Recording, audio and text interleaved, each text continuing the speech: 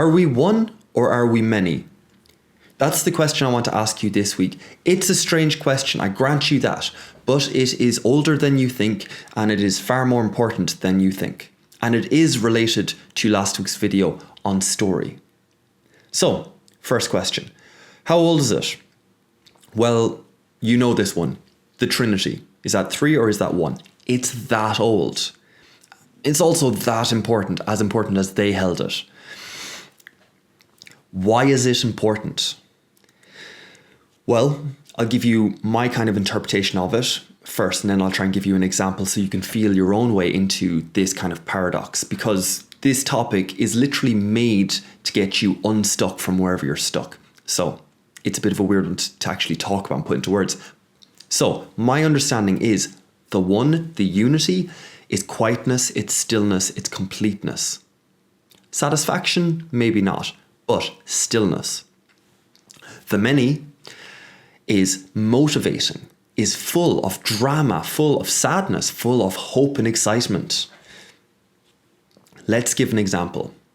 I have some free time today and I don't exactly know what I'm doing with it. There's no duties or responsibilities calling me. There's nothing urgent that needs to be done. So what do I do with myself? I don't know. Okay, I don't know. Let's fragment. Let's start off physically. Hands. What do my hands want to do? Do they want to create? Do they want to draw? Do they want to play music? Do they want to go outside and touch grass, as they say? Do they want contact and connection? Go for a walk with your partner. Something like that. That's hands. What do my feet want? Do they need rest after the last couple of days? Do they urge for something a bit more challenging? Do they want to go for a run?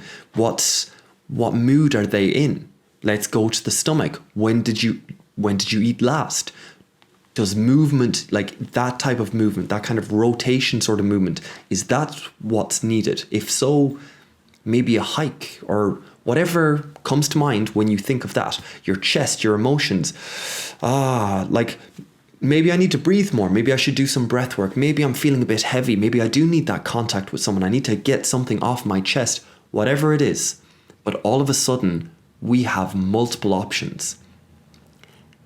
And the thing is, when you fragment into the multiple, then you create tension, because now you have a few and they don't all go together. They won't. And in that tension, it's like a guitar string or a drum skin. You need the tension to be able to play, to afford the music, to afford the fun, to afford the zest. Now, this gets strangely important in weird ways, because then it comes to, what do I worship? This is why religion was such a thing. But I'm going to have to approach that one cautiously, because we desperately need, all of us humans in the West, we desperately need to get back in contact with nature, to have more connection, more relationship with our food, with the water, with the area around us, never mind community and everything social, but just physically, we would do a lot better if we were out in the sun more and had gratitude alone, as if it's a small thing, but gratitude for those things would be beautiful. And also, gratitude for the forest is beautiful, but gratitude for the multitude within the forest is beautiful even more so. It beautifies the forest. And then when you see the bird, if you can fragment that into multiples of, hey, this wing tells me that it's male. Hey, this thing tells me that it's a year old. All of those little things help beautify. So the multiplicity is really important because it animates us. It gets us moving. But in the multiple, there's the risk of not returning to the unity, of not integrating for ourselves. So I want to go this direction, and this direction. Okay, I satisfy this, and for the next 5 years, I never look back down here. because I forgot to reintegrate it back in. That's the risk. So I want nature, I want connection, I want ambition. Nature and connection, okay, I serve in a farm, in a community. Beautiful. But if I don't ask for that connection also, then I could just be serving and have no friends within that community. Because that's not my job. That's not where I'm of value. That's not what people see me as. Therefore, I dare not bring it to the fore. I dare not bring it in front of them. So that's the risk. That's why the unity is so important. But if you only have the unity, then you lose the momentum, the motivation, the tension, the play, the music. Okay, so there are multiple other examples of this. In your spiritual tradition, you have chakras. You have your spiritual, mental, throat, heart, stomach, primal, root. I'm pretty sure I'm getting that wrong, but just fragmented that way. I use the Greeks, which is your primal, emotional, and mental. I like that. And if I'm doing something, so I've used this for like free flow dance at the end of some ritual where, like, you know, you just want to shake it off. You want to get back into your body because you were thinking too much for a long time. Not that would be like me, but you know what I mean. Okay, what does my mental want to do? Okay, I don't know any dances. I don't know what to do here. Oh dear Lord, the mental is not helping here, but okay, we'll bob my head just to pretend. This is going awful. Okay, my emotional. Geez, okay, chest is heavy. Let's try and loosen out the shoulders. Okay, and then primal. Okay, primal is in the floor, and all of a sudden I'm dancing because I fragmented out, and then I try and reintegrate it back in. And that is, there's a flow to that. If you relate it to breath work, you're doing it great. Expanse, come back in. We did the humble awe exercise, very similar. Or there's something similar about this zooming in, zooming out, that movement amongst multiple different dimensions is good. Because if you can get stuck in either one. There's always a duality. Okay, I'm going to stop there. Okay, so why is this important? We need to reconnect to nature. That's a given. We do. Okay, do we then elevate nature to the one and only God? Ooh, that's rough. What about the social side? What about all of these emotions that were captured in these old pantheons? The Greeks had multiple gods, all capturing these different dimensions that we're no longer in touch with. Now, we don't need Zeus. What are you on about? I don't feel judgment. I would never judge someone and come down really harsh and offer wrath to the world. That's not who I am. Oh, yeah? Oh. Okay, I would... Love isn't my prime motive. Okay. Revenge, competition, war isn't in me. All of these things have to be contended with. All of these are part of the multiplicity. There is tension between all of these. Once we start to fragment, we really need to be some bit careful that we're not leaving something behind and then figuring it out 10 years later when it's rough, because it will come back. It will. Life will tell you, or it seems to anyway.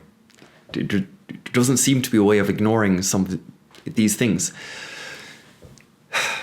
All to say is that moving forward, as we try to reconnect to each other, it's going to be very important what we aspire towards, what our North Star is, what the story we're telling ourselves is, what we're elevating to the Most High. Can we put a word to it? Well, then it's probably not the unity. It's probably part of the unity because when you get up to the unity, it's stillness, it's quietness. There aren't words there. That's my understanding. There's my metaphysics. That's my spiritual flag in the ground. And let's hope that doesn't get dangerous. Okay. What more needs to be said here? Well, honestly, there's an absolute ton to be said. If you want to understand your story, fragment it out. Give yourself different characters at different ages. That's what IFS is. That's what your internal family systems is. Who was I at 7? Okay, what protector energy came in at 7? Okay, what protector energy came in at 10? Who came in at 12? Okay, do those protectors, each individual one, do they still serve me now, another character? But when they talk to each other, are they going across purposes? Looking for protection from, and then looking for connection to, okay, tension. What else? We have Jung and his archetypes. We have the masculine who is disciplined and determined and can endure to reach the goal, will suffer to get there, yes. Needs the creative feminine for flow and acceptance and, well, creativity. The feminine potential, the world's my oyster. There's so much potential. There's wilderness. It's everything. Okay, North Star, focus, determination, structure to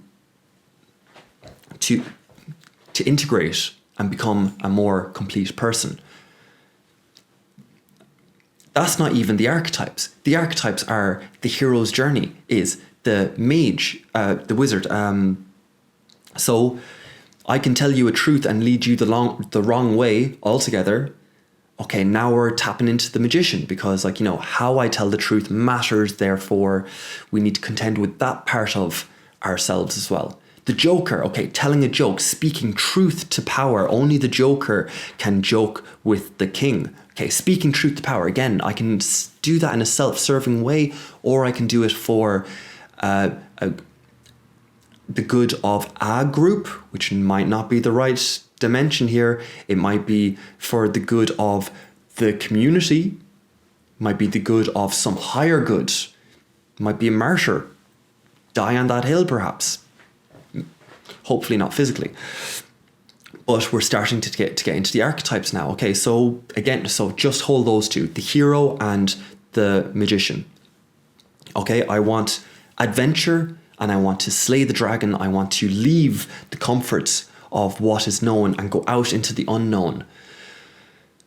The minute I'm in the unknown, well then truth becomes even looser, becomes hard to know then. Speak to any scientist at the edge of their ability and words really matter. And I don't mean in a like microaggression sort of way. I mean as in they can lead you. They can open up the next chapter or they can close it off. So Jung has these 12 archetypes and has subcategories for each of those archetypes too. And you can divide it that way and be motivated. Why do I say all of this? Because we are in a culture that is suffering nihilism, is suffering meaninglessness, is suffering a meta crisis, an inability to actually coordinate and get along or do anything substantial or meaningful or address or even bring up the relevant topics for thriving in the next 20 years. And there's multiple reasons for that. But to overcome it all and to be as strong as we can be, we need to be good storytellers. And to be a good storyteller, we need to be able to navigate our own landscape. We need to be able to navigate our own world, how we tell our own story. Okay, Jung and his archetypes, for sure. We need to motivate ourselves and get moving. Okay, well then we need to fragment ourselves out this way. We need to look at the world and see value and see things that are meaningful. Okay, I need to fragment the world and say, hey, what's meaningful to me? I like the mountains. The ocean isn't it for me. I need mountains. That's my place where I get a breath of air. For other people, it's the ocean. For other people, it's running water, it's a river, it's a waterfall, whatever it is. But at some point I fragmented and I saw. And I could be totally wrong. I could be missing such a big chapter with the ocean. Poseidon was like the Greek god and symbolized so much. And here's me just being like, nah, I'm good up here in the mountains. Might not be the best route, but it has motivated me. It's gotten me out of the house. It's made me do things that I might not have otherwise done. And it's helped me avoid many of the trappings of today's world where we satisfy ourselves and soothe ourselves with things that don't feed into our story, that don't create any tension. No, they smooth everything out. They make everything nice and satisfying.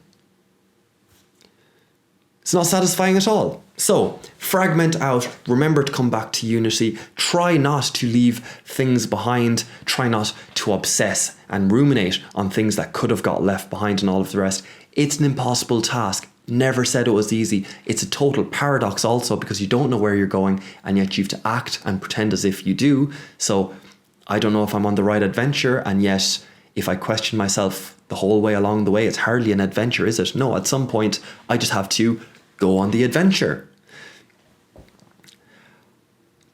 I'm going to leave it there. I hope you've had a great week. I hope you're looking forward to the week to come. I'm trying to send so much love to you. If you're watching this and you're after getting this far and you've the tolerance to actually listen to this type of topic and me rant about it in this particular way, I deeply appreciate that. My ego is soothed. That part of me is like, haha. But no, honestly, the world's a bit mad.